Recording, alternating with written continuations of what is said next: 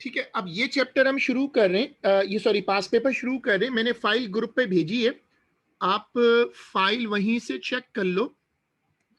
मैंने file group पे भेजी है। Electrical power is transmitted by cables over long distances at very high voltage.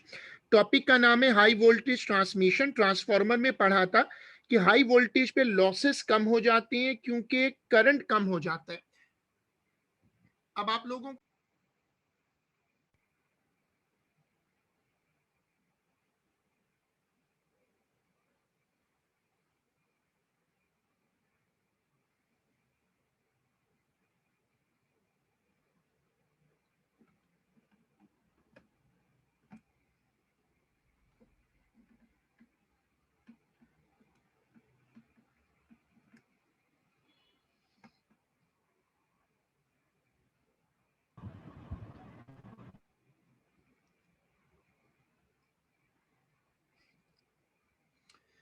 चलो पहला क्वेश्चन रीड करो।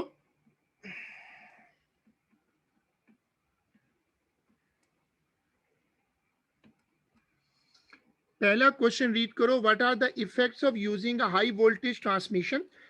पावर लॉस इन केबल्स कम हो जाता है और करंट इन द केबल वो भी कम हो जाता है। तो इस पहले पार्ट का आंसर है डी। इसके पीछे थ्योरी क्या है? देखो थ्योरी ये है कि हाई वोल्टेज ट्रांसमिशन में क्या होता है, हम वोल्टेज बढ़ाते हैं और करंट को कम कर देते हैं। मैं आपको थोड़ी सी थ्योरी रिवाइज कराता हूँ। हमने ट्रांसफार्मर में पढ़ा था कि voltage is inversely proportional to current. Voltage बढ़ेगा और करंट कम हो जाएगा, तो power loss is equal to I square R. तो करंट कम होगा, पावर लॉस कम हो जाएगा। पहले पार्ट का आंसर है डी। चलो अब दूसरे क्वेश्चन पे आ जाओ। ये फाइल मैंने ग्रुप पे भेज दी है, आप ग्रुप पे खोल सकते हो। आप ये वाला क्वेश्चन पढ़ो और फिर इसका आंसर सजेस्ट करिएगा।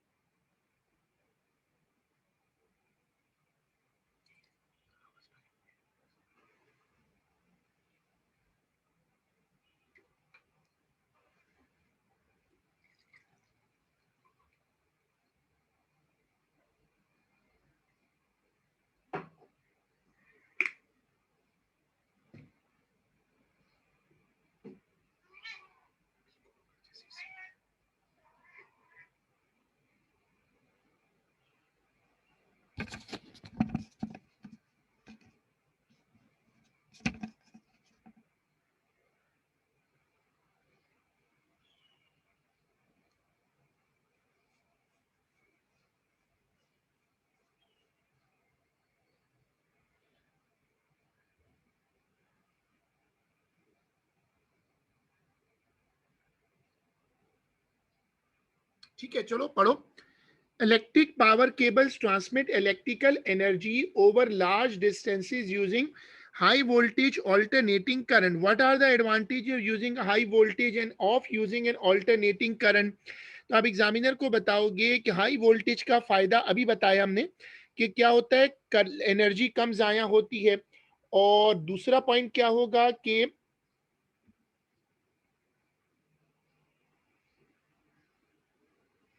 जो ऑल्टरनेटिंग होता है उसका वोल्टेज ट्रांसफार्मर से चेंज हो सकता है। इसमें ऑप्शन या तो बी है या डी है। अब आप में से जो लोग इसको देख रहे हैं मुझे बताएं, अपना आंसर सजेस्ट करें, अपना आंसर मुझे सजेस्ट करके दें।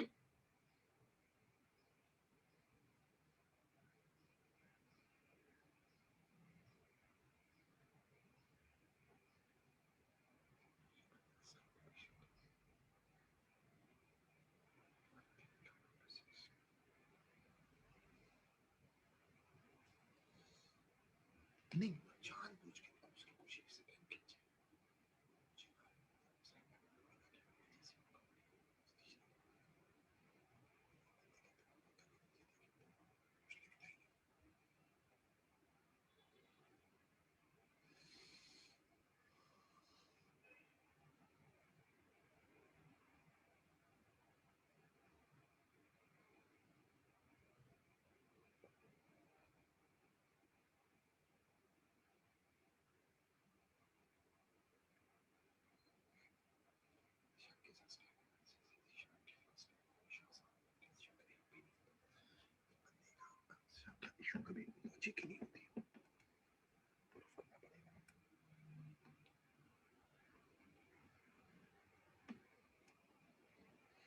सही है, less energy is wasted, good, right answer है।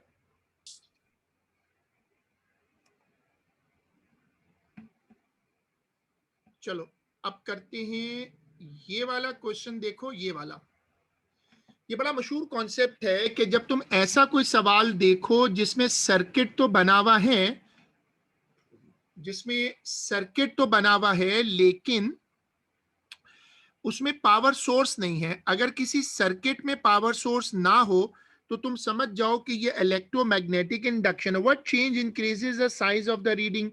इसके पीछे वो फेरेडे लॉ वाला चक्कर है। जब ये मैग्नेट को अंदर लेकर जाएगा, बाहर लेकर आएगा, तो फ्लक्स कटेगा। जब फ्लक्स कटेगा तो ईएमएफ इंड्यूस होगी। तो अब वो कह रहे हैं कि तुम ये बताओ ज्यादा रीडिंग कब आएगी? जाहिर है जब ज्यादा रीडिंग तब आएगी जब हम ज्यादा एनर्जी देंगे। तो इनमें से किस ऑप्शन में आप ज्यादा एनर्जी दे रहे हैं? सी पार्ट, सी वाला। फास्टर, सही है। इसमें एक सजेशन आ रही है सी, और हाँ ठीक है, आदेश के पास भी आंसर आ रहा है सी, ठीक है, good, C is the right answer.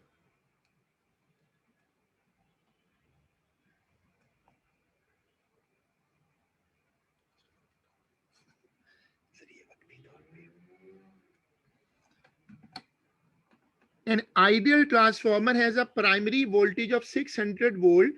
अच्छा, इसमें फॉर्मूला लगाना है, तुम लोग पढ़ो और इसको पढ़ के फिर मुझे फॉर्मूला लगा कर दो।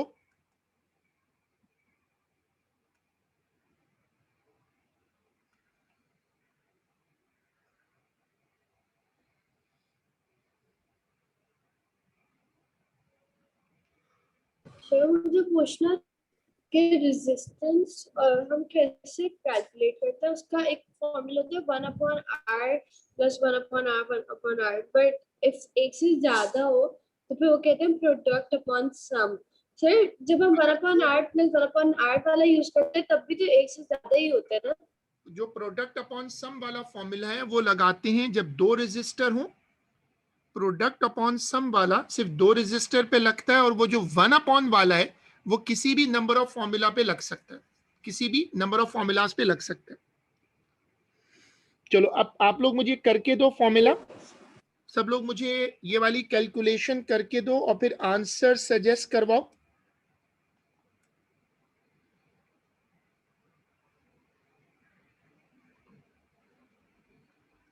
वर्किंग मैंने बोर्ड पे शो की है, लेकिन आप लोग वर्किंग मत देखिएगा, पहले अपने तौर पे वर्किंग करिएगा और फिर आप स्क्रीन पे देखिएगा।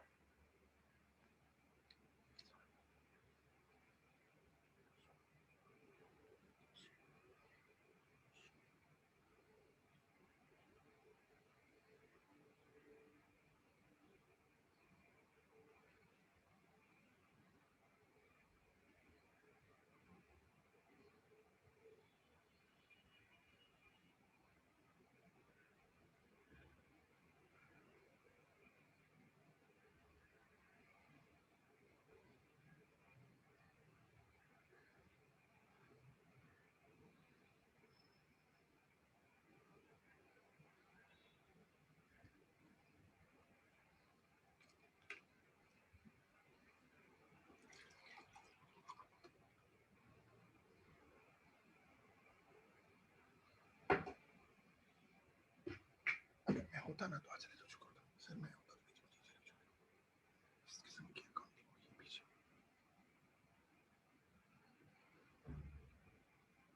देखो ये वर्किंग है। 600 का मतलब है, 600 का वो मतलब है voltage on primary coil. V S 240 का मतलब है वोल्टेज ऑन सेकेंडरी क्वाइल। ये रेजिस्टेंस है। पहले मैंने क्या किया, पावर का फॉर्मूला लगा के करंट निकाल लिया, फिर power is equal to V I, उससे पावर निकाली, आई एस निकाला, और फिर उससे कंपेयर कर लो कि कौन सा पावर कंजर्व होती। ट्रांसफॉर्मर में जो पावर इस तरफ जो पावर है वही पावर लेफ्ट साइड पर भी है। तो करंट आ रहा है 0.8, 0.8 दो 0.8 एक ही जगह पर है। सर पावर क्या है? सॉरी, हमने पावर पावर पढ़ा है क्या? पावर निकालो, power is equal to V I 480, ये तो फॉर्मूला है ना। पावर देखो लेफ्ट राइट साइड देखो, पावर का फॉर्मूला लगाओ, पावर निकल आएगी और उसको रख के फिर करंट निकाल लो, दोनों करंट्स आ जाएंगे। अच्छा, एक आंसर सजेस्ट हो रहा है सी। पावर तो 480 है। अब ये करंट किसका पूछ रहा है? करंट पूछ रहा है प्राइमरी कॉइल में। तो प्राइमरी कॉइल में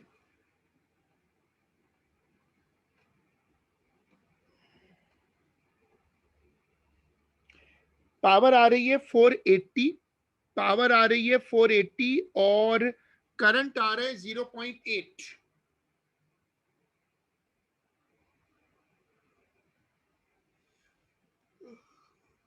सर करंट तो 2 एम्पियर आ रहा है। सॉरी,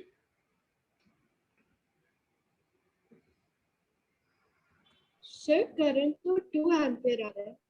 जो करंट 2 आ रहा है वो आ रहा है सेकेंडरी कॉइल में, और वो आपको ट्रिक कर रहा है क्योंकि वो करंट मांग रहा है प्राइमरी का। जो प्राइमरी का करंट है, जब आप प्राइमरी में आओगे तो प्राइमरी का वोल्टेज कितना है देखो ऊपर, प्राइमरी का वोल्टेज है 600। 600 रखो, पावर रखो और करंट निकाल लो। Okay sir. सब लोग इस वर्किंग को कंप्लीट करो। तो आंसर आ रहा है इसका सी।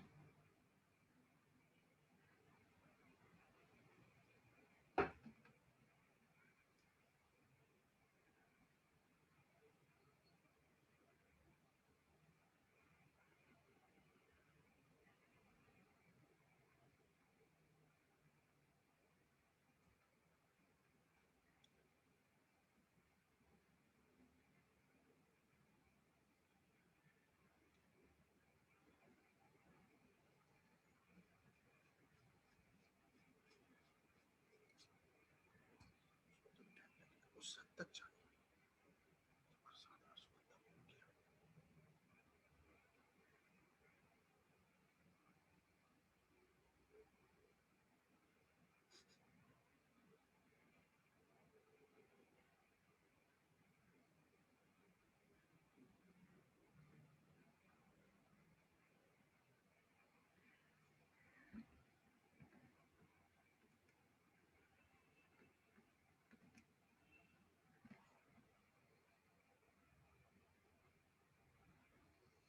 चलो अब ये वाला क्वेश्चन Sir, पढ़ो।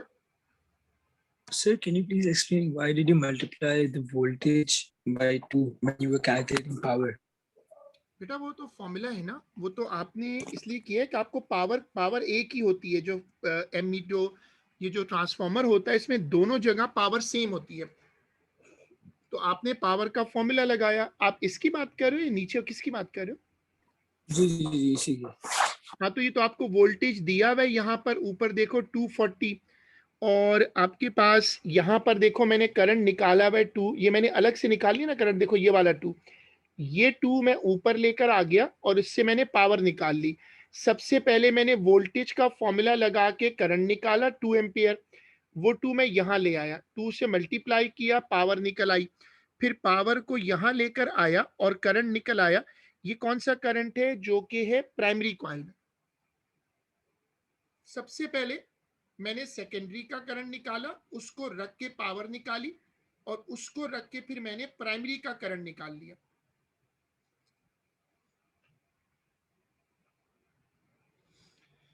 ठीक है, अब उसमें सब लोग जो हैं वो ये वाला क्वेश्चन पढ़े। ये टॉपिक है the diagram shows a DC motor. Motor इसमें क्यों ले आए हैं? सॉरी, एक्चुअली मोटर इस चैप्टर का टॉपिक नहीं है, तो इसको भी छोड़ दें। आप मुझे, हाँ ये कर लेते हैं, नंबर 6, ये है जनरेटर। मोटर इस चैप्टर का टॉपिक नहीं है। अब करो क्वेश्चन नंबर 6।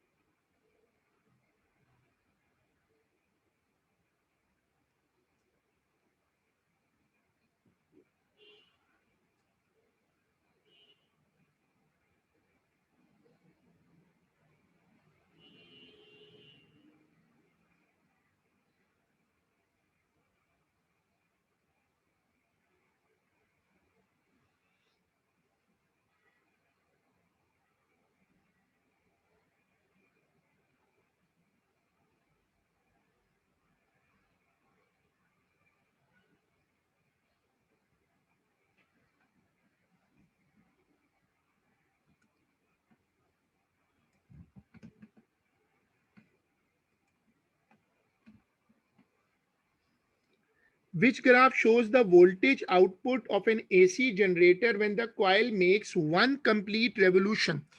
अच्छा, जब कॉइल पूरा एक चक्कर लगाएगा, ये तो डीसी का स्केच है और आपको स्केचेस याद होने चाहिए। इसका मतलब है करंट कांस्टेंट है, ये तो हो नहीं सकता क्योंकि ऊपर खुद कह रहा है, नाम दे रहा है एसी। ये आधा साइकिल है, पूरा साइकिल ही नहीं बना। ये जो शेप बनी हुई है, ये टिपिकल एसी का स्केच है, ये वाला। ये टिपिकल एसी का स्केच है। तो अब आप आंसर आएगा इसमें डी, क्योंकि डी डी में जो स्केच बना हुआ है ये एसी का स्केच है।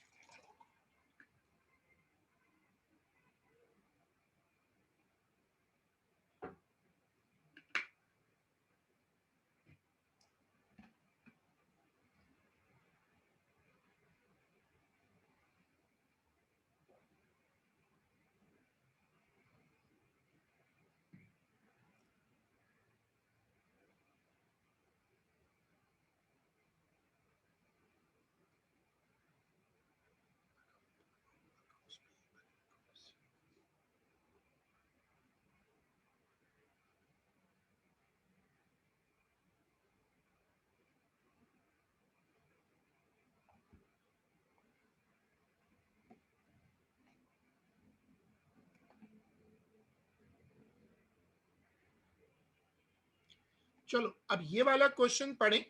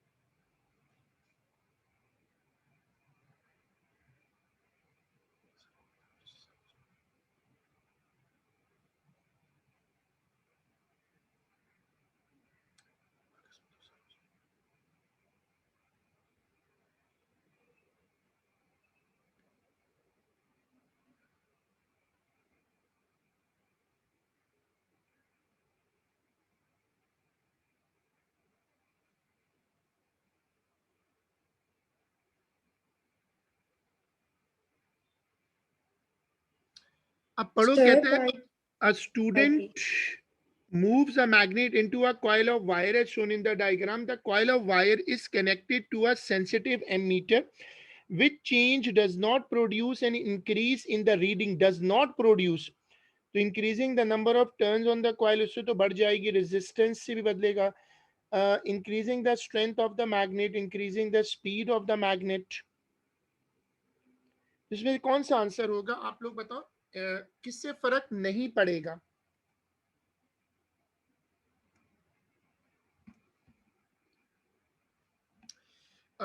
इसमें ज्यादातर लोगों ने आंसर मार्क किया है B, increasing the resistance of the ammeter.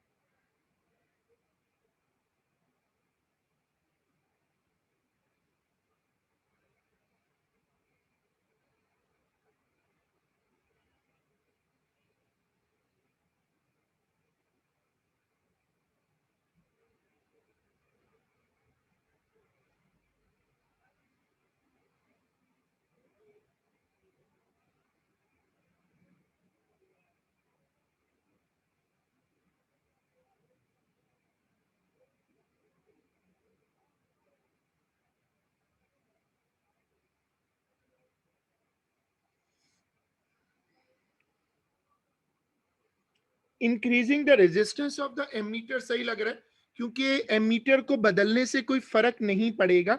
अगर हम एमीटर को बदल भी दें तो नो चेंज विल अकर। चलो ये वाला क्वेश्चन करते हैं। The diagram shows a simple DC motor. अभी यार फिर मोटर लिया। चलो भारत कर लो यार, ये कम्यूटेटर कौन सा वाला होता है इसमें से बता दो। इनमें से कौन सी वाली चीज को कम्यूटेटर कहते हैं? A B C D.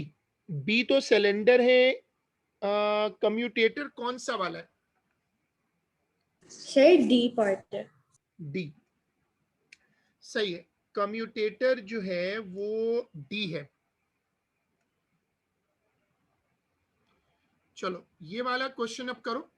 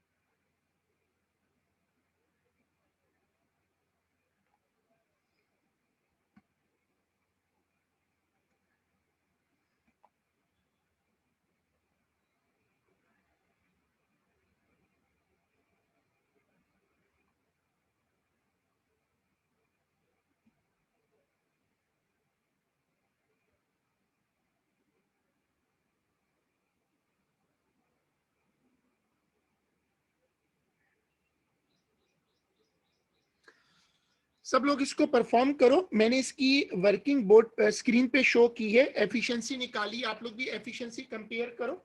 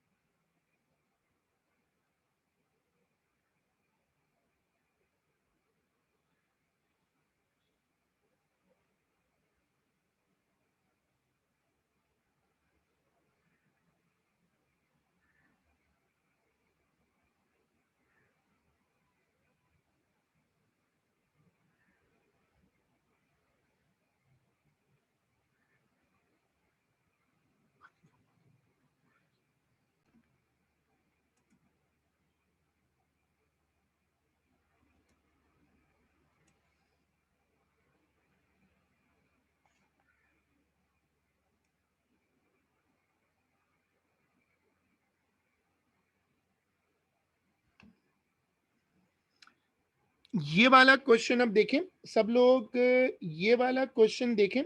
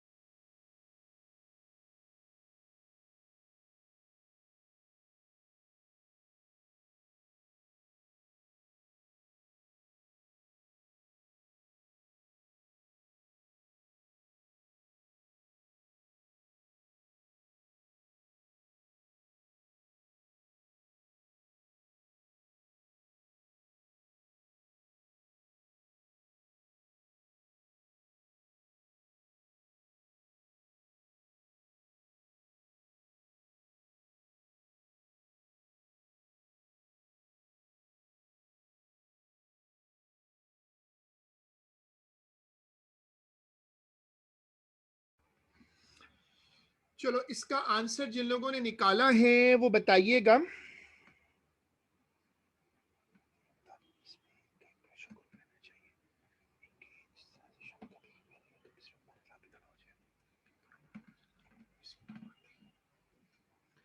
The graph shows the output of an AC generator. The coil in the generator rotates 20 times in 1 second. तो अब वो कह रहे मैंने स्पीड ऑफ रोटेशन बढ़ाई है तो वोल्टेज बढ़ जाएगा। एक तो वोल्टेज बढ़ना चाहिए और दूसरी फ्रीक्वेंसी। तो इनमें से कौन सा ऑप्शन लेंगे जिसमें फ्रीक्वेंसी और वोल्टेज दोनों बढ़ रहा है? तो ये बाकी में तो ऊपर नीचे हो रहा है, ये क्या है? इसमें गया है ऊपर 1 तक।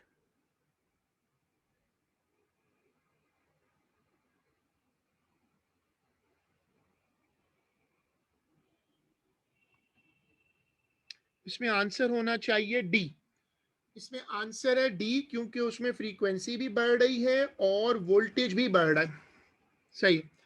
इसमें जो आंसर वो डी इसलिए है कि शुरू में देखो कि वोल्टेज कम है, फिर वोल्टेज बढ़ गया, फिर वोल्टेज काफी ज्यादा बढ़ गया। ठीक है, तो इसका आंसर है डी।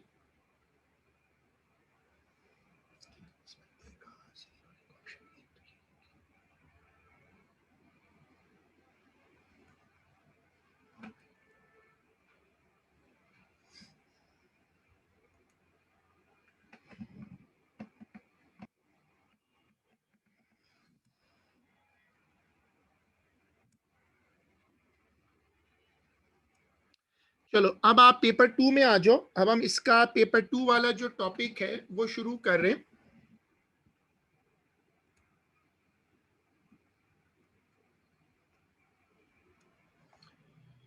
हम इसका पेपर 2 वाला टॉपिक है। अब आप जिन लोगों के पास पास पेपर की पेपर 2 बुक्स हैं, अब तक सबके पास आ जानी चाहिए। जो पेपर 2 की बुक्स हैं वो निकाल लें।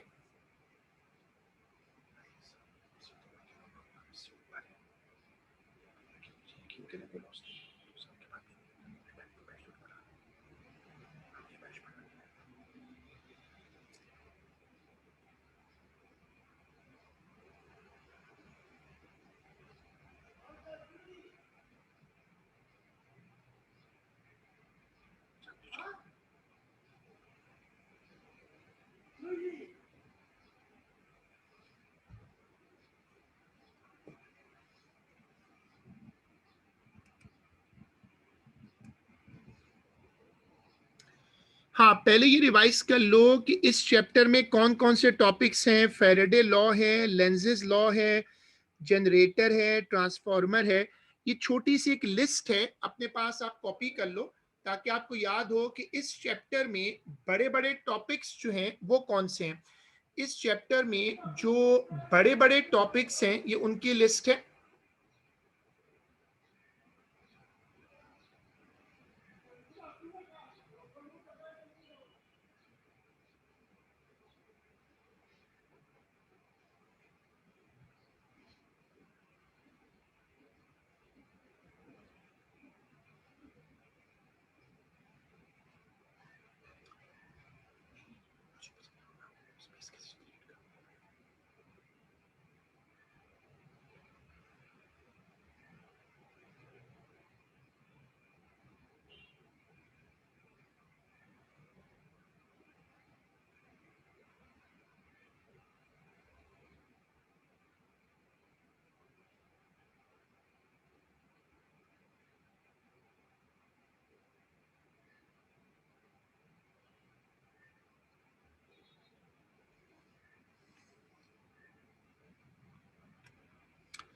उसके बाद मैंने फॉर्मूलाज दिखाए हैं, सब लोग देख लो फॉर्मूला। अगर किसी को फॉर्मूला भूल गए हो, इस चैप्टर के फॉर्मूलाज भूल गए हो तो जरा देख ले। सब लोग देख ले फॉर्मूलाज अगर भूल गए हो। Sir, N stands for what? हाँ, एन का मतलब है नंबर ऑफ टर्न्स। Okay. का And मतलब, E, efficiency? Sorry, E for energy efficiency. EMF, voltage. Okay, okay.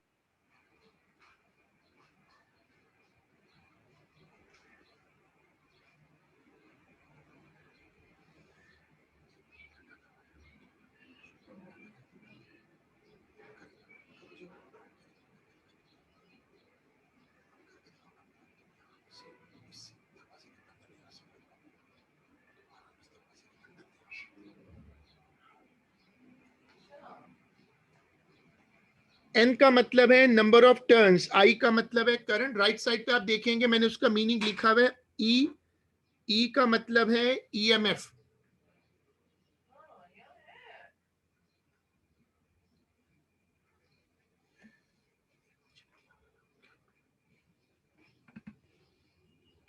अब देखें नवंबर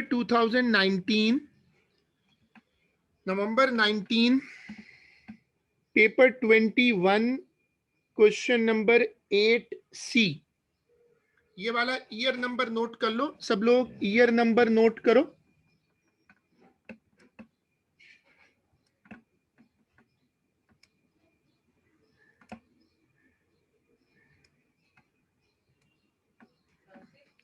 बोले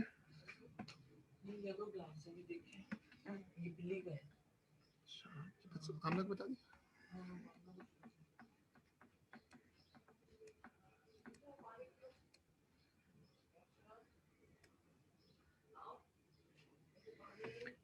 नवंबर 19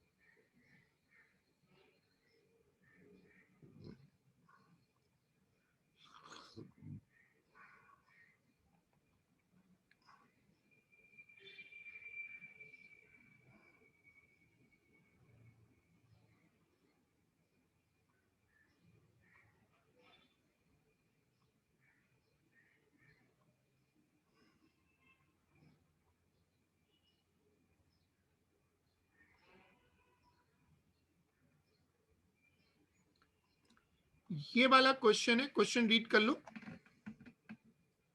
सब लोग। ये वाला ईयर नंबर नोट करो और फिर क्वेश्चन निकाल लो बुक में, अगर आपके पास बुक्स हैं। The figure shows a solenoid connected to a sensitive meter. Explain what is observed on the M meter when a student inserts a north pole of a bar magnet slowly into the right hand side of the solenoid.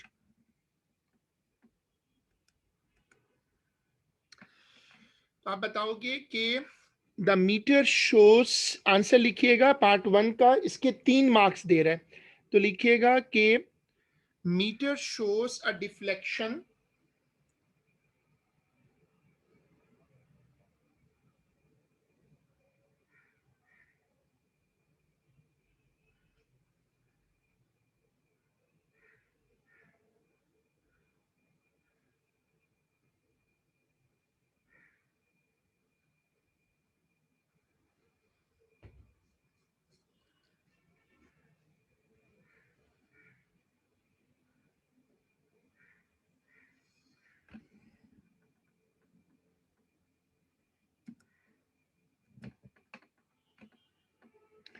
Metre की needle, जैसे आप गाड़ी चलाते हैं तो गाड़ी का speedometer होता है, उसकी निडल हिलती है ना, तो उस तरह से डिफ्लेक्शन का मतलब है मीटर की निडल जो है वो हिलेगी। चलो आंसर लिखिएगा कि meter shows deflection because a current is induced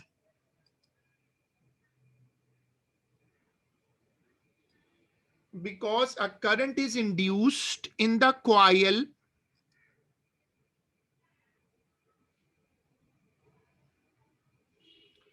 because a current is induced in the coil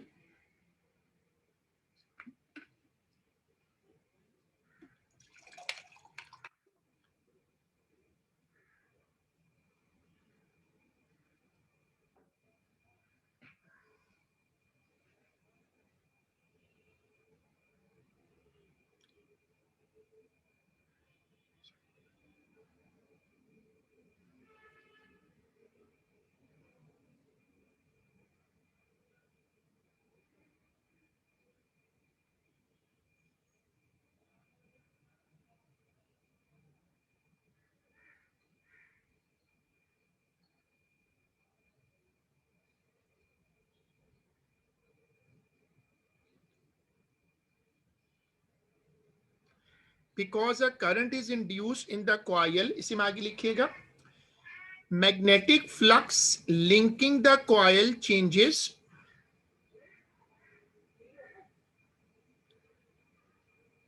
sir आप शुरू से रिपीट कर सकते हैं? meter shows deflection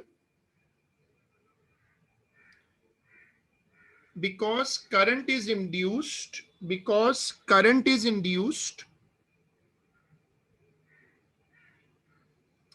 because current is induced, magnetic, आगे लिखिएगा, magnetic flux linking the solenoid changes, magnetic flux linking the solenoid changes,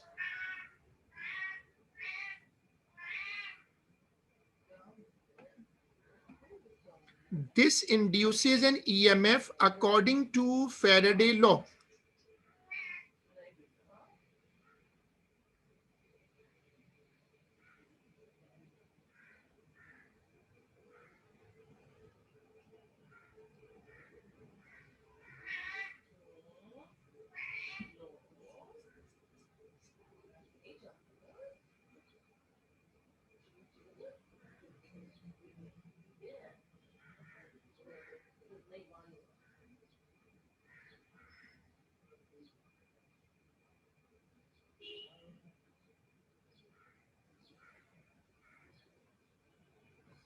This induces an EMF according to Faraday law.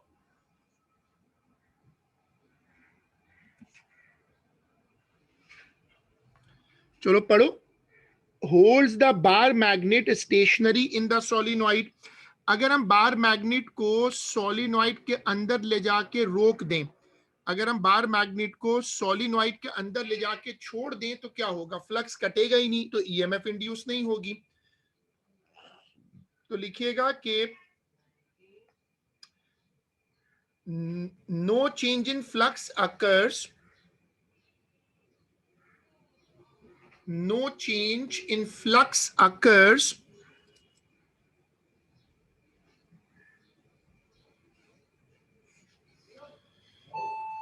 no change in flux occurs, no induced EMF,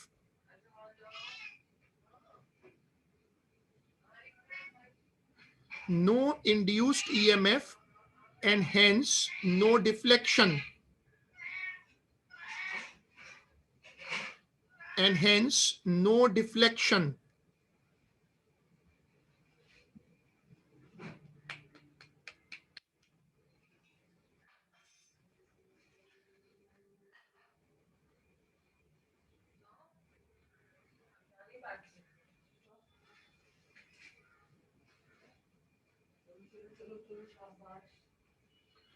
And hence no deflection.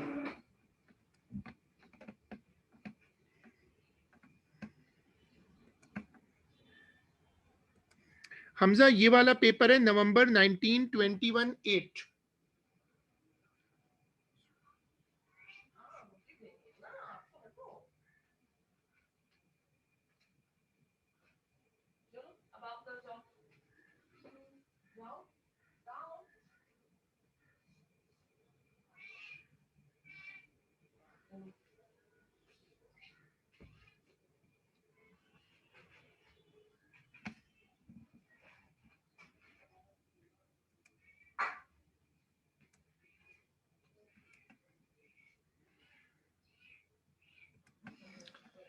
चलो अब part number 3. Withdraws the north pole of the magnet quickly from the right hand side of the solenoid. अगर आप right hand side से इसको तेजी से बाहर निकालते हैं, अगर आप इसको तेजी से बाहर निकालते हैं तब क्या होगा? अगर आप इसको क्विकली बाहर लेकर आते हैं तो फिर क्या होगा कि जो पहले मीटर की डिफ्लेक्शन आई थी उसके ऑपोजिट होगी. लेंज लॉ था ना कि अगर पहले मीटर की निडल राइट को गई थी तो अब मीटर की निडल लेफ्ट को जाएगी.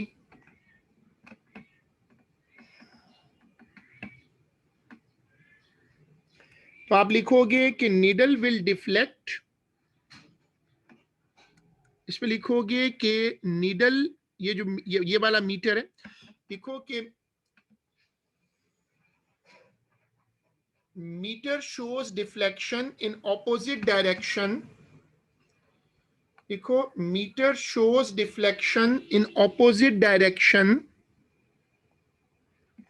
ये है part number 3। Meter shows deflection in opposite direction.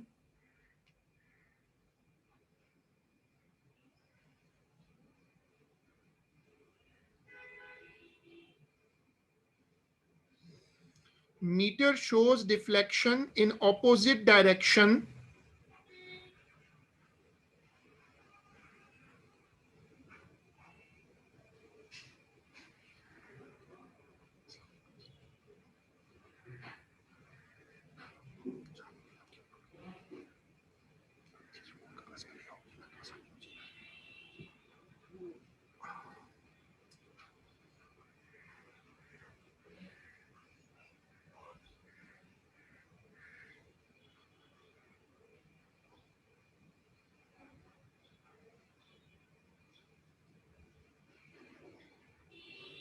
Say quickly हो या slowly हो, what is the difference, what difference does it make? लिखा हुआ है, उसने लिखा हुआ है कि वो उसको तेजी से बाहर लेकर आएगा। तो अगर वो तेजी से बाहर लेकर आएगा तो फ्लक्स जल्दी कटेगा। जब फ्लक्स, आपको नोट्स देखने पड़ेंगे ना, जितनी तेजी से फ्लक्स बदलता है, फ्लक्स जितनी तेजी से बदलता है उतनी ज्यादा ईएमएफ इंड्यूस होती है। तो अगर आप बार मैग्नेट को तेजी से बाहर निकालोगे तो जो मीटर की, जो निडल की डिफ्लेक्शन है वो ज्यादा होगी, निडल ज्यादा डिफ्लेक्ट करेगी। तो आप लिखिएगा कि meter will show deflection in opposite direction. अब जैसे एक बच्चे ने पूछा कि क्विकली से क्या फर्क पड़ेगा, क्विकली से ये होगा कि डिफ्लेक्शन ज्यादा होगी, मतलब अगर पहले हाफ डिफ्लेक्शन हुई थी तो अब हाफ से ज्यादा होगी। लिखिएगा meter shows deflection in opposite direction, और उसमें आगे लिखिएगा deflection will be more than before. Deflection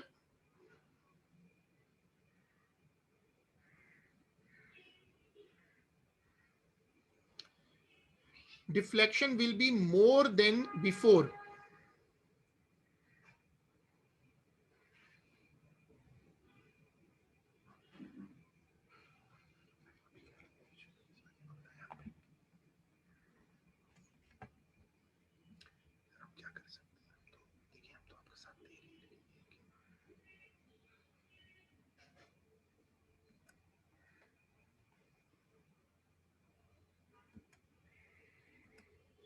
चलो अब है नवंबर 18 22 का 7। ये वाला ईयर नंबर नोट करो सब लोग, ये वाला ईयर नंबर नोट करो।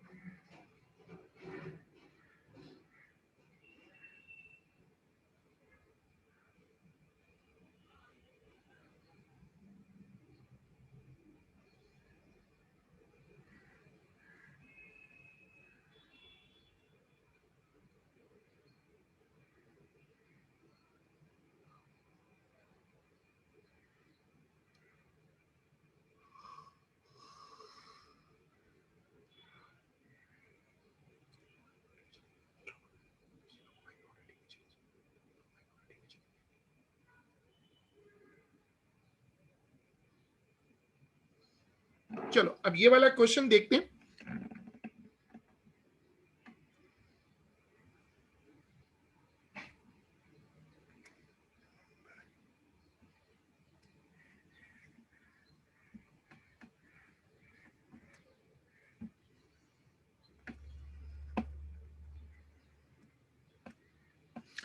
ये वाला क्वेश्चन है which is apparently looking at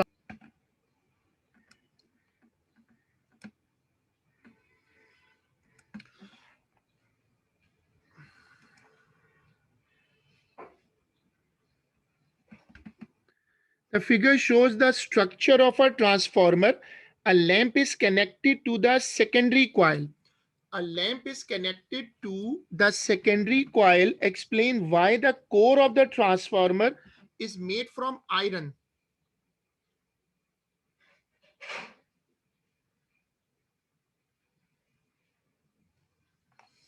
ये जो कोर है, ये वाली कोर, ये आयरन की बनी हुई है, तो इसको आयरन का क्यों बनाते हैं? तो आप आंसर लिखोगे कि iron is a magnetic material. लिखिएगा iron is a magnetic material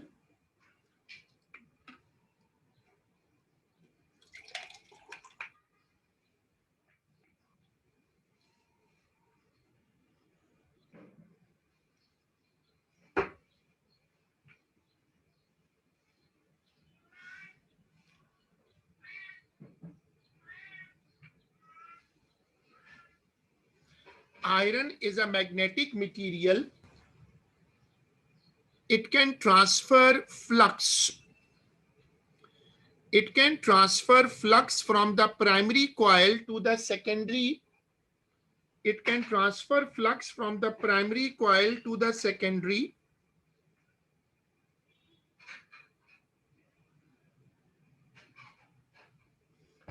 It can transfer flux from the primary coil to the secondary.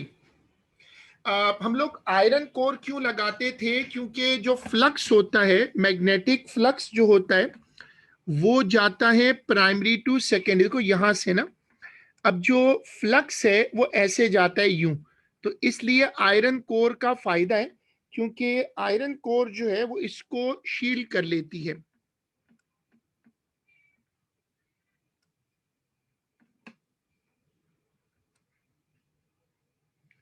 चलो, when there is an alternating current in the primary coil, the lamp is lit. When there is a direct current in the primary coil, the lamp is not lit. Two ways in which an alternating current differs from a direct current. वो कह रहे हैं, ये बताओ AC और DC में क्या फर्क है? अब जो पहला फर्क है, जो इनका नाम है, एसी वो करंट है जो अपनी डायरेक्शन को बदलता रहता है, डीसी वो करंट है जो अपनी डायरेक्शन को चेंज नहीं करता। तो आप नंबर 1 में लिखो, यहां पर नंबर 1 में लिखो कि AC reverses its direction periodically. AC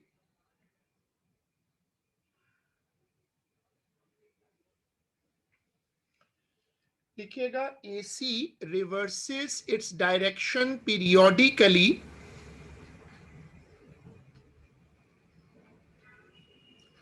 while DC does not.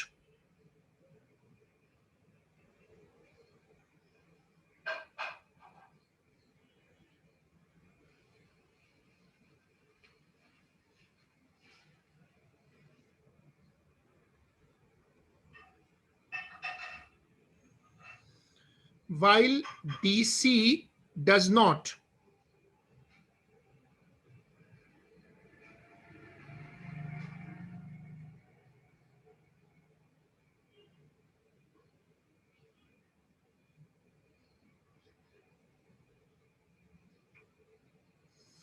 दूसरा फर्क क्या है कि आप एसी को स्टेप डाउन कर सकते हो, अप डाउन कर सकते हो, डीसी को नहीं कर सकते। तो आप लिखिएगा नंबर 2, वो कह रहे हैं कि दूसरा रीजन बताओ। तो आप लिखो कि AC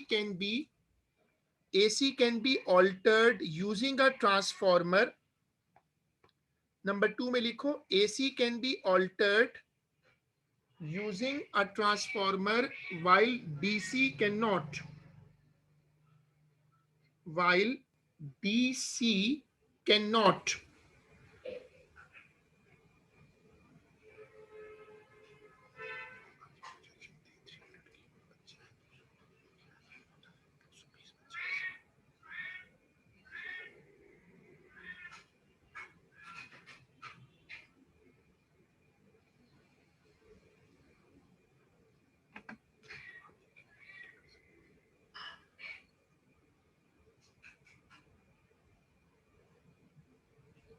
सर आपने पहला पॉइंट क्या बताया था? AC reverses its direction while DC does not. Okay, thank you. अब दूसरा जो पॉइंट है वो बताया है कि आप AC को ऑल्टर कर सकते हो, DC को ऑल्टर नहीं कर सकते। अब लिखो explain why the lamp is not lit when there is a direct current in the primary coil.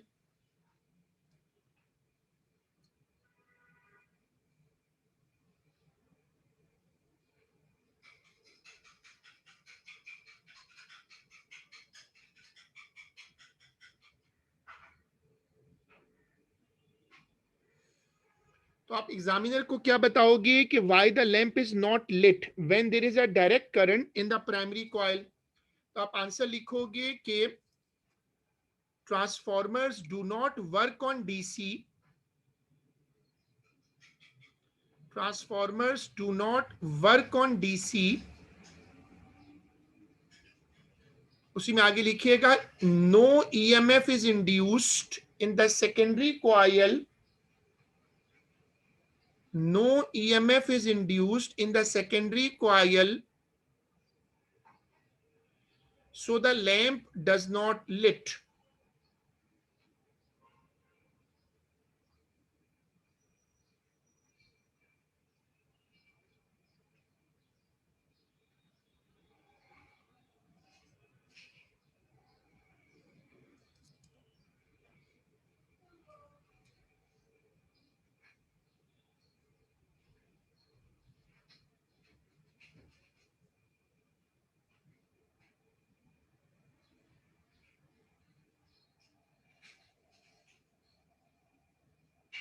So the lamp does not lit. मतलब लैंप क्यों नहीं जलेगा? क्योंकि ट्रांसफार्मर काम ही नहीं करता, ट्रांसफार्मर डीसी पर काम ही नहीं करता। चलो अब आप देखो, अब जरा चेक करिएगा अगला क्वेश्चन, जून 18 21 का 8। सब लोग ये वाला ईयर नंबर चेक करें, ईयर नंबर लिखें।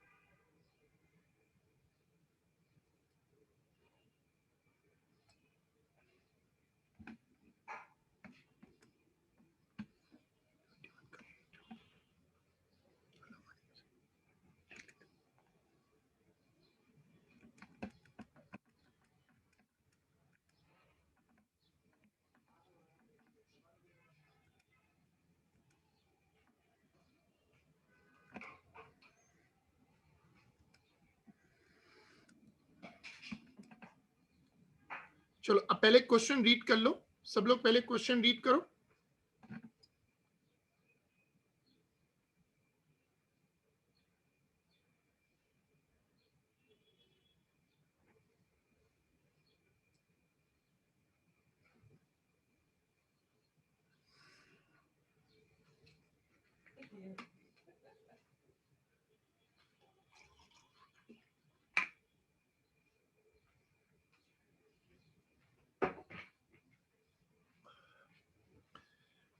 अब देखें, द फिगर शोज,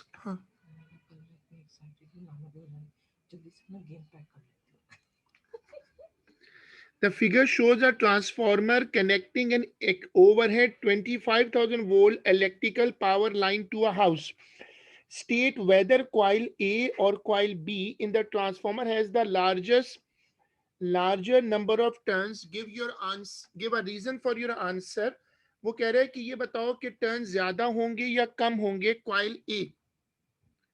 अब उसके सवाल का मतलब क्या है कि कॉइल ए में ज्यादा टर्न्स होंगे या बी में। तो ऑब्वियस बात है कि ये जो ट्रांसफार्मर लगा हुआ है ये घर को कनेक्ट कर रहा है, तो ये ट्रांसफार्मर है कौन सा, ये होगा स्टेप डाउन ट्रांसफार्मर। तो अगर ये स्टेप डाउन ट्रांसफार्मर है तो इसमें प्राइमरी पे ज्यादा टर्न्स होंगी और सेकेंडरी पे कम होंगी।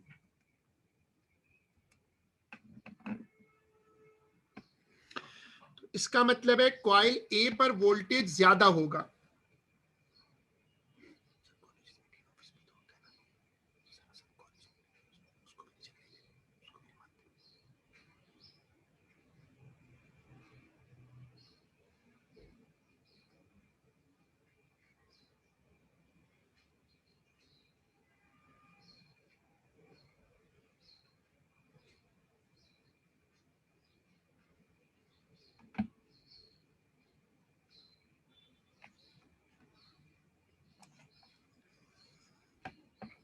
One purpose of using an iron core in the transformer is to increase the magnetic field inside coil A.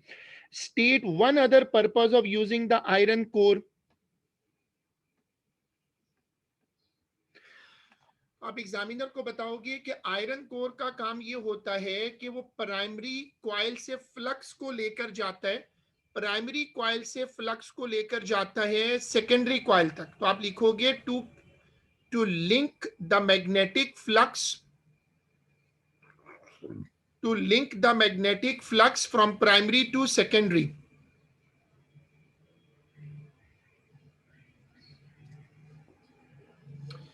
To link the magnetic flux from primary to secondary.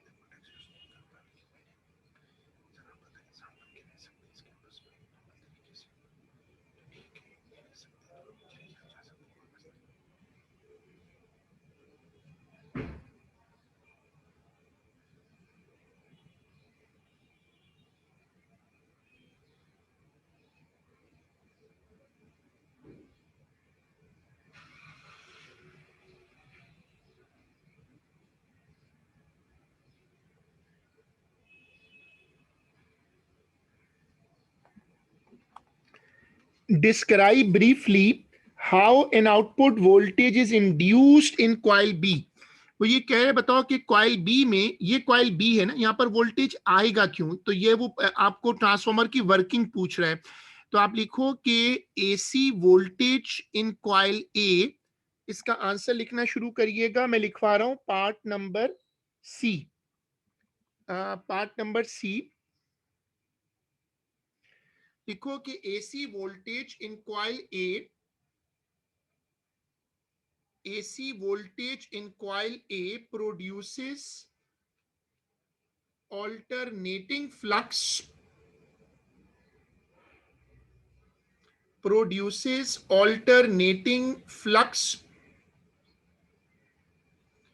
which links to the secondary coil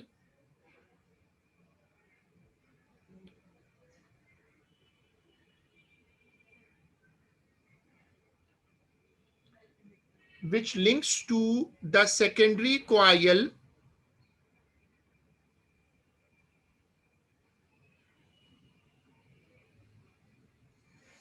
which links to the secondary coil. This induces an EMF